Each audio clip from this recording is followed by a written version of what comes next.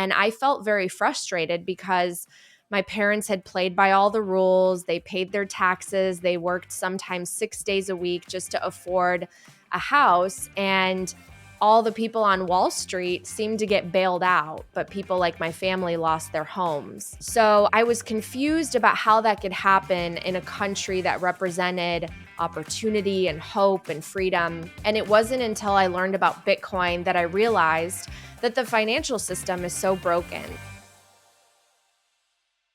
Okay, welcome everybody to a new episode of Bitcoin Equities Talks. I'm today with Natalie Brunell, the host of the podcast Coin Stories. Welcome to the show, Natalie. Can you please present yourself and your show? Oh, thank you so much for having me. Yes, I host a show. It's focused on the intersection of Bitcoin and global economics, and very grateful. I've been doing it for about 2 years now.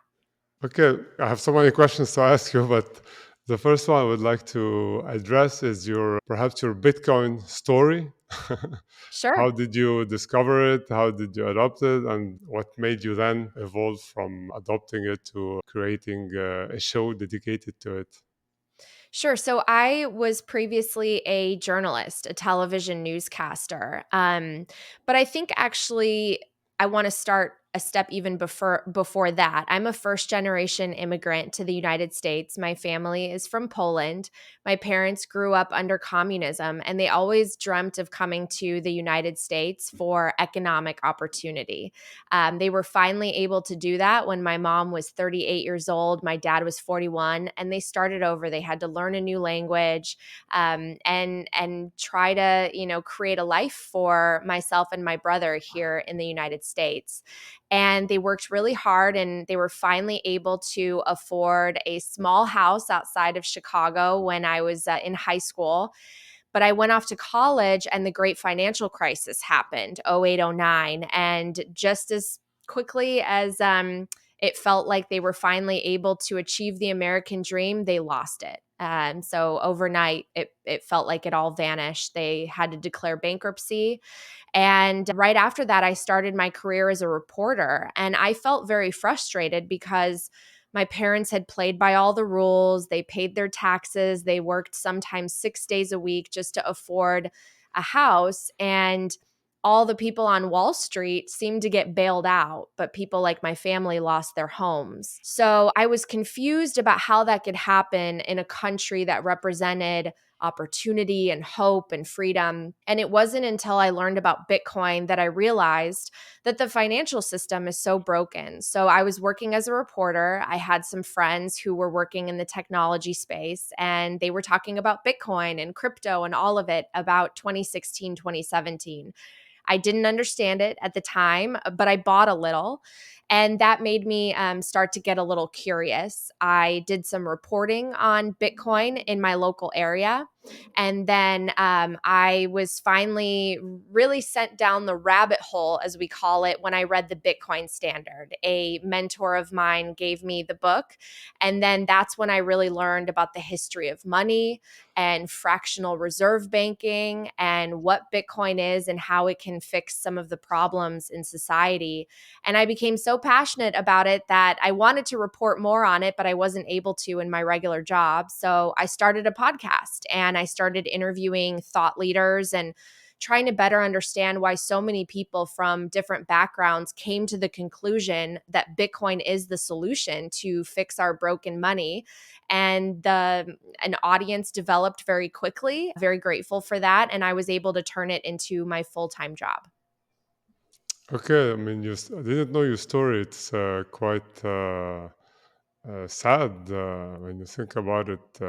I share a kind of similar story because I'm French Lebanese, Mm. and the Lebanese people experienced a kind of similar problem, but a little bit later in 2019, where all their assets in the banks, dollar assets and Lebanese pound assets, were frozen overnight, and they lost all my friends, family, and every single Lebanese person I know lost all their belongings because the banks froze them, and they still Yeah. waiting for them to get given back, but there's no hope about it. It's horrible. Yeah. And but this personal experience, I find it quite easy to opt in on Bitcoin. How did you manage to grow an audience and convince people, especially in the US, where they have a functional system, and especially those that the younger generations that haven't lived through the horrible experience of the global financial crisis, to adopt this technology and to learn about money? Because I mean, as a I worked 20 years in finance, and it's only when I read the Bitcoin Standard myself too that I really understood how money works. I was taking so many things for granted, and it's a very Yeah. complex topic. So how did you manage to simplify it, I would say, and how do you explain for people that haven't suffered these type of traumas why they should adopt Bitcoin? Sure. I mean, there are a lot of good questions in there. I didn't expect to grow an audience. I didn't expect for this to become my career. I was just really passionate about it because honestly, when I learned about Bitcoin and I learned about really money and how it's created and who controls it, I was kind of in shock that no one had taught me this before. I always studied really hard. I got good grades in school, but they never teach you about the history of money or history through the context and through the lens of money, through different empires and money printing and how inflation has caused the destruction of nations in the past. And so I realized that there was so much that I had to kind of unlearn to relearn again, and there were so many people who were just as passionate, I realized, in the audience. So just as I was learning, I think other people were also attracted to that information because money affects all of us. I mean, you can't walk outside without spending €10 or $10, probably even more today, and it touches every interaction that we have with one another. I mean, everything that we are looking at this camera lens through, it cost money. Someone had to sacrifice something to produce this. And I didn't realize how broken our money is, in the sense that there are very few people in control and they keep printing more and more. We keep going further into debt, and there are consequences to that. And it's not backed by anything. I didn't know until I learned about Bitcoin that we went off the gold standard in 1971, and there have been all these consequences. And no matter where you are in the world, inflation affects you, and inflation is the expansion of the money supply. It is far worse in other nations. And I know that I'm lucky as an American in many ways. But at the same time, the America that exists today is not the same as the one 40 years ago, where someone could come here and work and have, just on one income, a beautiful home in a safe neighborhood. Today, young people, millennials, Gen Z, and younger, they feel like they will never be able to afford a home or afford a retirement or the American dream. And so something is clearly broken.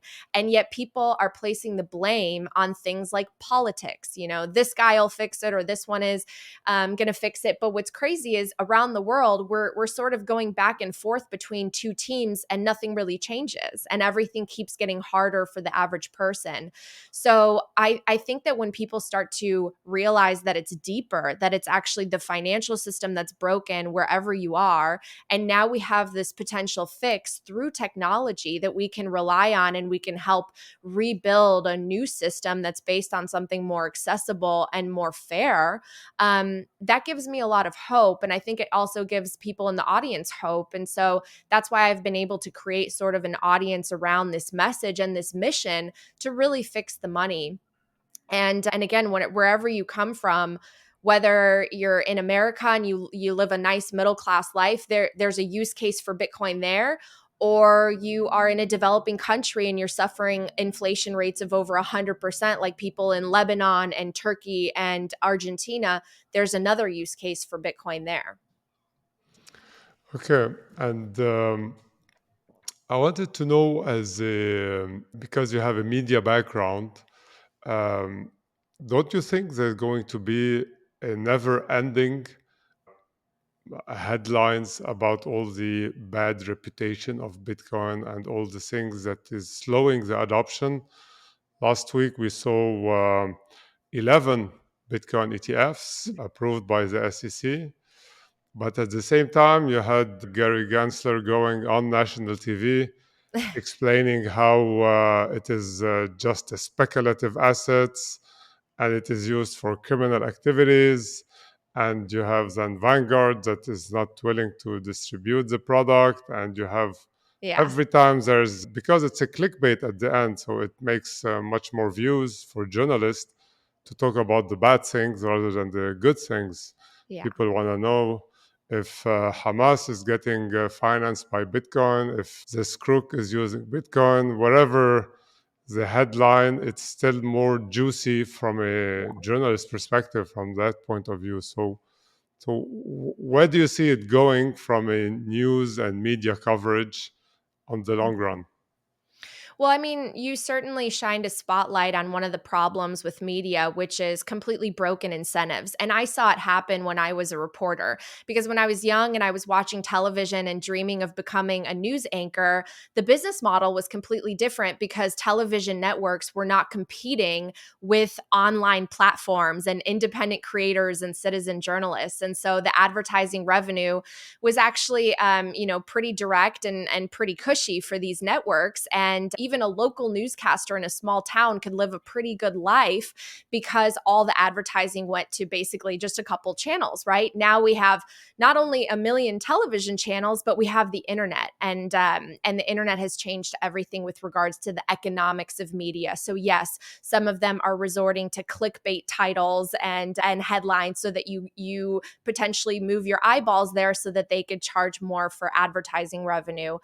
Some of it has also led to a greater politicization of media where it seems more about political access and appeasing the government actors as opposed to being a true journalist and holding them accountable and holding their feet to the fire, which was always very sad to me. But I think Bitcoin will also help remedy that. First of all, within the media industry, I can say firsthand, the majority of people don't understand money. They don't understand money. They don't understand finance. So how can they understand Bitcoin? Also, if you look at the history of media, including the New York Times, which always, was revered as the best or top newspaper in the United States, they've gotten new disruptive technologies wrong. When they reported on airplanes coming out, they said they would never be able to fly, and then a week later, the Wright brothers took off on their first flight.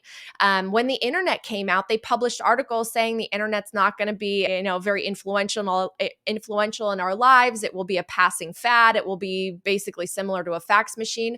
They were wrong about that. I think that anytime a new technology comes out, sometimes the media is a couple steps behind, unfortunately. And I think it will just take more and more education. And to your point, even the broker dealers, while these ETFs have been approved and 11 of them are now allowing people to trade this security version of Bitcoin, there are many who are saying no and who have not done their research and don't understand Bitcoin and are actually preventing clients from having access to it, which will only hurt them. I mean, there are consequences to the actions of whether you're a government official or a financial broker or an individual. There are consequences if you are behind the curve on a new technology. We've seen that with Kodak. We've seen that with companies like Sears. When new technologies come out, if you're not riding the right wave, then you could be put out of business. So we'll see what happens. But I do think that slowly but surely more adoption will happen and grow. Some of these companies need to do more due diligence before they offer a product like the Bitcoin ETFs. But I do think overall, if we zoom out, we are moving in the right direction slowly but surely. And that slowly but surely, I think will get faster and faster. Okay, my next question would be as a show operator, and I ask the same question for every Bitcoin CEO that is operating a business because of the volatility of Bitcoin, and sometimes you have a lot of hype, a lot of interest, and sometimes you have just nothing happenings, and you have less interest, less views, etc. So you cannot jump from one topic to the other compared to traditional media. How do you manage a show where the audience can fluctuate and the interest can fluctuate so quickly, like back and forth, and you are a pro Bitcoin? So I suppose like the past year was a very difficult one, and the year before also was FTX blowing up. The interest dropped. Now it's picking back up because all these crypto casino CEOs have been put behind bars, and people are focusing again on Bitcoin. How do you manage the visibility of building something on such a volatile asset? I mean, I don't think about Bitcoin as a volatile asset because I've taken the time to study it so much, and I see it as the best and the most conservative investment that I can make, especially over the long run. I mean, I obviously have my expenses that I need to account for in the short run, like my rent or what I'm gonna feed myself with, things like that. And so I have that money in fiat, but anything outside of that, I place into Bitcoin because my conviction is so strong. And the headlines will come and go. I mean, there will always be another story with another, bad actor who makes the space, gives the space a bad name, but in reality, it has nothing to do with Bitcoin and this amazing, pristine collateral and technology network that at the heart it's the people's money. It's the most democratic form of money that has ever existed and the hardest form of money that has ever existed because it created digital scarcity for the very first time. So I try not to focus on the negative headlines because there will always be one. I try to just educate people and focus on helping people understand, because one thing that I don't know if you've heard in the space, but it's been said a couple of times, if you've done your homework, the people who actually understand Bitcoin, I don't know a single person who really understands the technology who is against it or wants to ban it or doesn't have an allocation to it. I don't know a single one. The only ones who I hear saying the skeptical lines or focusing on the negative headlines are the ones who still have yet to do more research and more homework. And I hope they get over that finish line. What's interesting too is I come from news, which is a 24/7 industry, right? I mean, something can happen in the middle of the night. And I used to have a job where literally I could be called at 2 o'clock in the morning, woken up, and I had to respond to whatever was breaking at the time. Bitcoin is also 24/7. It's not like the stock market, which is, 9 to 4 p.m. and then you turn out the lights and wait for the next day to come. It's alive and breathing everywhere in the whole globe, at all times. There are no holidays, there are no off hours. It's the Bitcoin market is open at any time, and so a headline can actually spark at any time, and the price can run at any time in either direction. And so that's been really interesting because you really have to stay on top of your game, and you have to be on top of what's happening and what's changing in this industry. But that also makes it really fun as well. But it's not tiring, like emotionally tiring, where you have to follow all these 24/7. In my line of business, traditional finance, at least I have the weekend where I Yeah. can rest and the market is closed. And now with Bitcoin, I'm always like, oh, what happened here? And especially in the weekends, there's so many things happening all the time. The weekend, how does it affect your lifestyle in general? Yeah, I mean, you have to be good at time management. And sometimes I do find myself working on the weekends. But there is that saying that if you find something that you really love and you're really passionate about, it doesn't really feel like work. And I can say that truly for Bitcoin because I really think that this is a tool that will help so many people around the world. And it's exciting to be on a mission that ultimately is of so much service to others. And I believe that people are the most happy and the most fulfilled when they're doing something that helps others. It's not just for themselves, it's not selfish and self motivated, but actually, it ultimately is something that provides something of service to other people. And for me, that has been Bitcoin education, because I remember how skeptical I was and how much I didn't understand. And I wish that someone had just shaken me and said, pay attention to this because you don't want to be on the wrong side of it. And people aren't late just because they come after maybe I started investing. We're all still early, but the earlier you are, the better, right? So I feel like there's an imperative to get people to understand, especially now that these institutions are coming in, because they have bigger pockets than the average person in any country. And so they can buy up a lot of Bitcoin. And we've actually seen that. I mean, in the first week of the ETF issuers collectively bought about 20,000 Bitcoins. So, and only 900 are mined today. And after the halving, only 450 are mined per day. So I think there's going to be more and more of a supply shock. And I want the average person to get in before these institutions drive up the prices. Okay, so education is your main focus. How did it started? Like, can you walk us like because I see you everywhere. You're like on national TV. You're on YouTube. You are at Bitcoin conferences. How was the process? How was your walk to fame process? What made you? What was the key steps that you took and the key milestones that boosted your show to where it is today? So again, I come from a media background, so I think I had the right skill set at the right time, if that makes sense. There's a quote that I love, and it's that luck is when preparation meets opportunity. So I had prepared for 10 years. I had to go live on television on every subject you could possibly imagine, and then the opportunity was now people are starting to learn about Bitcoin, and the message really needs to become simplified and spread outside of just the finance and computer science community. And so I'm trying to help with that. So I think that there was a huge opportunity in the sense that I was media trained. So my 10 years as a journalist really prepared me for being able to kind of consolidate and crystallize the message, digest it, and then simplify it for a very general audience. Because whenever I was a reporter, my audience was, again, someone just watching the news at home. They may or may not be an expert on whatever subject I'm talking about, but you have to make it interesting and easy to understand. And so that's what I'm trying to do for Bitcoin.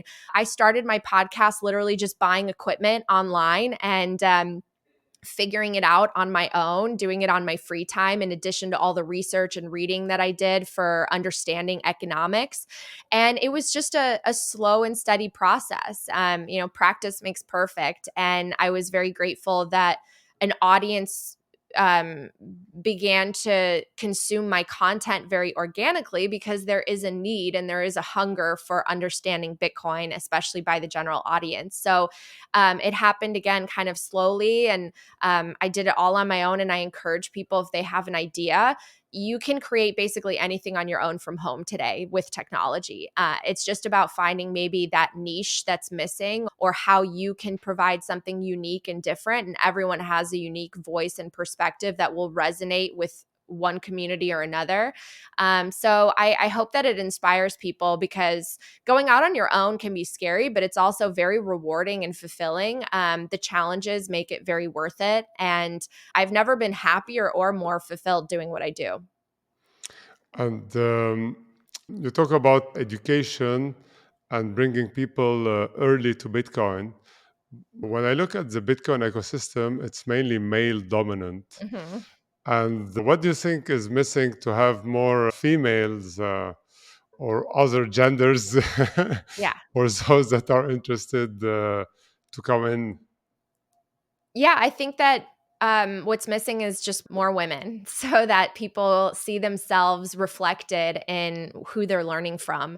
And I hope to do that. I've started Women of Bitcoin events. So actually, it started a couple years ago at one of the conferences that I went to. I held a brunch and offered free tickets, and we ended up selling out. The first year, it was 100 women who came together to network and build community.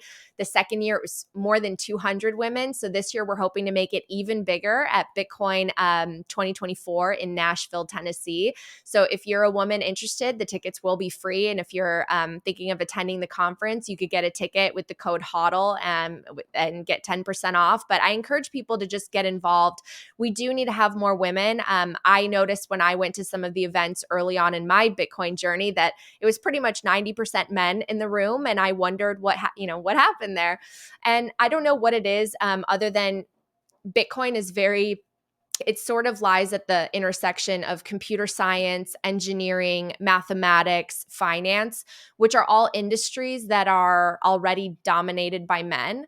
And so I think naturally that's where the message sort of spread, and men are, I think that Twitter X, where a huge portion of the Bitcoin community, I think that platform actually has more men than women, as opposed to like something like TikTok or Instagram. So I think we need more content on other platforms that women consume more. I'm hoping my podcast helps, because I know a lot of women look to podcasts for information and educational courses, but we're moving in the right direction. I mean, there are more and more women every time I go to an event. There are more and more represented, but it's just about getting the word out. And I think the more women they see, seniority in positions within the Bitcoin industry, the more they'll feel comfortable or motivated to pursue a career in Bitcoin or a media presence in Bitcoin as well. I agree with you that from finance and computer science, you have more male dominance. Yeah. But when it comes to cash, like I feel like women are more, Yeah. give more importance to, like paper cash. Yeah. And when it comes also to store of value, I Totally. also like the cliche of having bags and jewels, etc. But technically, they are forms of store of values. When you have Yeah. a Hermes bag or you have like a diamond, it Sure. has been, and gold has been a store of value because so many women wants gold, and I'm sure that if gold went out of fashion as a jewelry equipment, you have like a whole India consuming a lot of gold and maintaining the price of gold because of that. There's like a missing step, to add it on this checklist of items that need to have. Like I have my wives that have Yeah. always cash with her money. I have zero cash with me, but she feels like it's important. It's so Yeah. so A how lot of can we bring Bitcoin to the female ecosystem? Yeah, I mean, and a lot of women also, they are in charge of their family's finances. They tend to be more conservative when it comes to saving. So I think Bitcoin's actually perfect for them. So I hope that there are more events. Women of Bitcoin is spreading around the world. We're going to have another event coming up in Madeira, Portugal at Bitcoin Atlantis. Um, Having opportunities where women just see other women involved in this and talking about it and educating is, I think, really important. So we need to encourage more women. But at the same time, we don't need to pink wash anything or dumb it down because women are smart. And I think that if we just present the information in a way that relates to them, I think that a lot of women will see that Bitcoin is something that they are naturally drawn to. And I I think that, in the end, one of the things I love about Bitcoin is it's really for everyone. It doesn't matter your nationality or your gender or your wealth status, your language. It's really for everyone. And that's what I think is really powerful as well, because I originally was sort of intimidated by Bitcoin, thinking it was too techy, and I was not intrigued by the computer science and programming aspect of it. But when I came to learn about it in a way that was simplified, I got excited about it as well. And so now I am also kind of passionate and geeking out about the mining aspect and, Merkle trees and all of that. And no one has to go maybe that deep, but I find it interesting because it was presented in a way that was appealing to me. And so I think with women, naturally, I believe that women are more drawn to things about people and connecting, whereas men are more drawn to tools and fixing things and tinkering with things. So if we focus more on the community and people aspect of Bitcoin, I think that that will be really powerful for women. Can you talk a little bit about your website? So you told me that you have an educational website. Why did you start the website, and what's the idea behind it? Sure. So I just wanted a place where I can funnel all of my work so that whether you want to consume information about Bitcoin from a podcast or a video channel or a newsletter, or you want to learn about which books are the best to read, I just wanted everything to be in one place. So if you visit talkingbitcoin.com, that's sort of the headquarters for all of my information. It's my podcast is there, my newsletter is there. My television appearances on news networks are there. My YouTube channel's linked. So everything's kind of in one place. And speaking of education, I'm actually building out more 101 content that will also be linked on talkingbitcoin.com, because I think that when we hit the next bull run, and I think we might be at the very beginning of it, but we're not really in it. The next bull run, I think, will bring in a whole new wave of people, especially from that general audience who want to understand Bitcoin and have it broken down in a simplified, easy to digest way. And so I want to have content that's specifically geared for that. So it's going to be 101 content, and it's going to live on that page as well. And in terms of people consuming your content, what do you find? What type of, how do they consume it? Is it like the written part, or the only the video part? How, or the newsletter part? How do you see the customer consumption of all this content? It's a little bit of everything. Some people prefer to watch videos. So I post my podcasts as videos both on YouTube as well as Twitter, X, now that you can have really long form videos on there. Some people prefer it audio. I offer a 10-minute episode every week that's just audio for news updates because some people like very short content, or you can listen to the long episodes. The newsletter is very new, so I'm starting to generate a new audience that's getting information specifically focused on Bitcoin news and headlines. And then some people, just want to follow me on Twitter. I tweet a lot about Bitcoin as well as links to my work. So it really depends. But what's interesting is my audience is about 60% US, 40% international. Um, Largely the audience is like age 24 to 54. So a pretty big age range there. And all walks of life. I mean, I hear from people who are boomers about to retire. I hear from Gen Zs who are still in college and trying to figure out how to save money. I hear from people in every different country and every background. And so it's been really amazing to see how this community has grown. One thing that is particular with you is that you focus 100% on Bitcoin.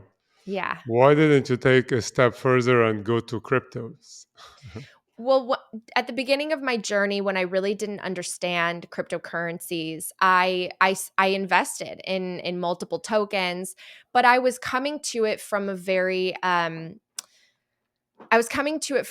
uneducated point of view, and also sort of a speculative gambling spirit, right? I didn't really understand the tokens or the protocols or who was issuing them, but I thought, well, this is cheaper than Bitcoin and maybe I'll buy the right one and it will go to the moon and I won't have to work anymore, right? I mean, that's sort of the mentality a lot of people have. It's almost like they're gambling at a casino.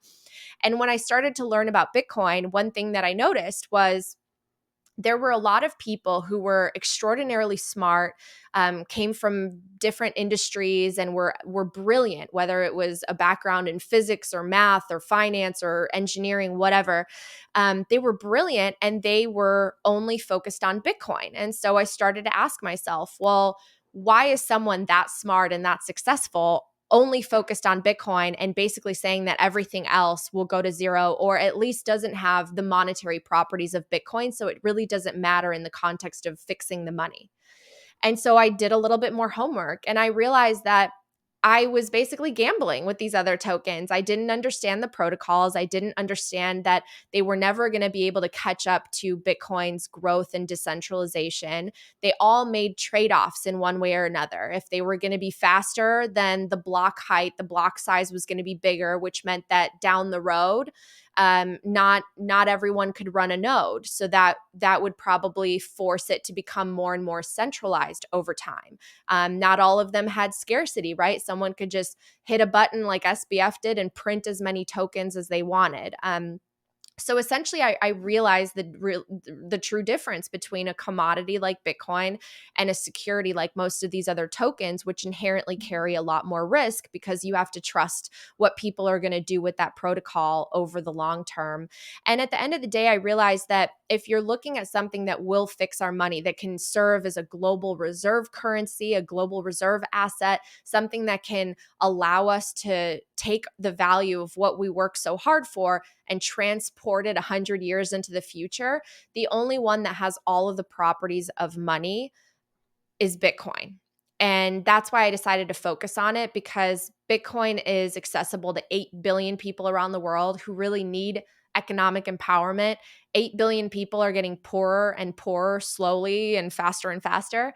And I want them all to at least understand Bitcoin so that they can make the right decision. And if people want to allocate their portfolio to other things like gold or stocks or digital equities, whatever, I mean, I don't judge what's in someone's portfolio, but I hope that they take the time to learn about Bitcoin. Yeah, just playing the devil's advocate here. But if I hear what you're saying and I hear what the Ethereum guys say, they even have a website, Sound Money, but because it's on the long run, they believe that Ethereum would be even scarcer than Bitcoin. What do you say to a strong Ethereum believer?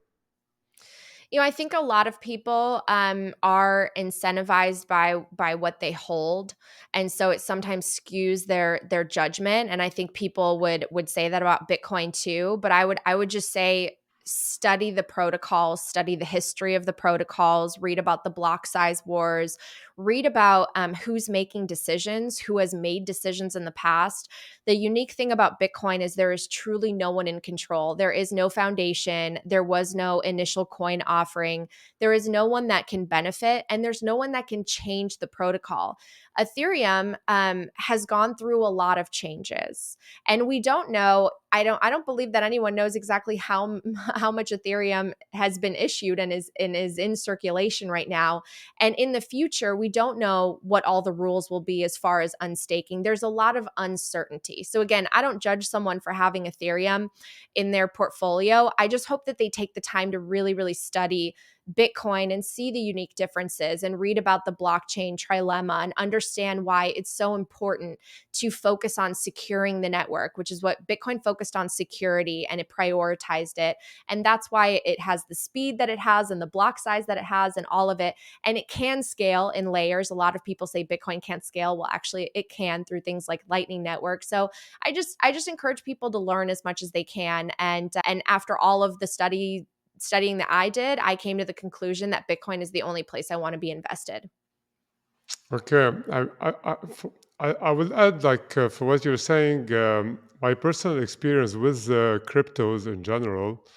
I went for Bitcoin more because, from a financial perspective, people tend to choose the most historical assets. So the S&P 500 is 100 years old because, or it's the Dow Jones, I don't remember, because it was there first, and they have issued like thousands of other indices. But because this one's name is so ingrained in people's brains that they go automatically for it. And then when I started looking at it, I found like some technologies like NFTs quite interesting in cryptos. But now we're seeing them coming to the Bitcoin network.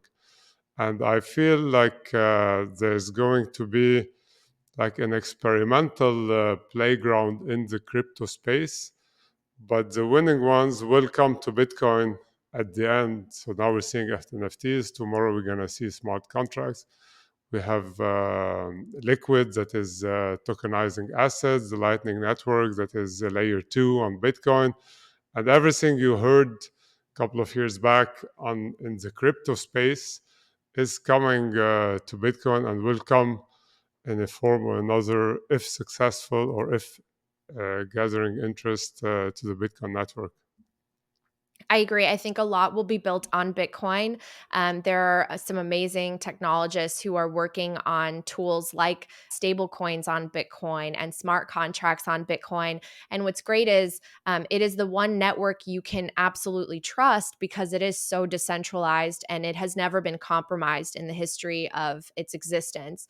Whereas with a lot of the other tokens, I do think that ultimately there will be fewer and fewer as regulation is more clear, because we will have digital securities, and I think there will be a pathway and a framework for digital tokens to basically be registered and compliant, and to disclose to people what they're actually invested in, who's in control of the protocol or who can influence it, and what the path for each of these protocols looks like. But right now it's still so opaque, and it's a little bit of a wild west where a lot of these protocols, no one really knows what they're investing in, and who has access to making more of it. And so that's what worries me ultimately, because I don't want to see anyone lose their money. I mean, I guess free market, right? You learn from your own lessons, but it's really sad to hear that people lost so much money trusting people like SBF and some of these other tokens that have completely imploded, and they, pump and then dump on the retail public.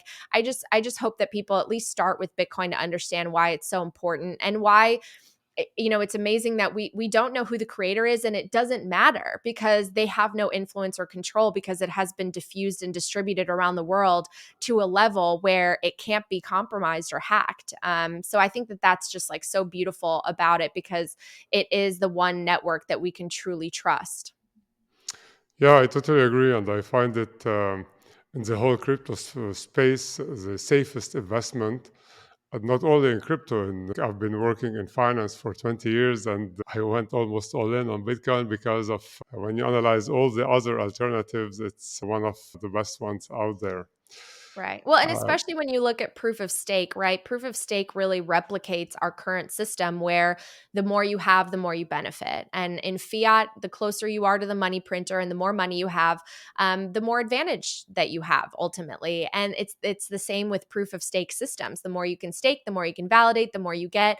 And so it increasingly centralizes and increases the governance risks. So I prefer a system like Bitcoin where no one has a special advantage and you have to compete. You have to like actually enter in the market and you have to deal with real capitalism, risk reward, all of that. So I think Bitcoin returns us to a more fair competition and a meritocratic system.